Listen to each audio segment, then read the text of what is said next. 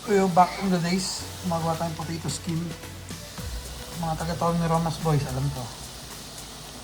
Tony Romas boys, potato skin. Habang nagla-live tayo, gumagawa tayo ng pot skin. Yan. Potato skin, ito yung bacon bits, ito yung cheese. Wala, ito yung potato. Yan, gumagawa tayo. Shoutout dun sa mga taga-Tony Romas boys. So ayan na yung may cheese na ating pot skin. Pupunta na yun sa oven. Maya tunaw na yan. Mukha lang siyang basura pero masarap yan. No? Papasok natin sa oven. Yan. Tutunawin lang natin siya. Okay, video. Vloggeries. Ayan na. Tunaw na ang ating niluluto. Ayan na. Hindi pa siya ganun kamelt kaya iwan lang natin konti. Yan. Ngayon titikman natin ang ating ginawa. Yan. Gumawa tayo ng potato skin. Yun lang. Teka. Ito, tikman natin.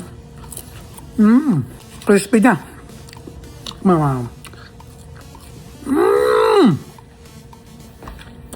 Inip. Harap. Pero masarap siya. Mainit lang.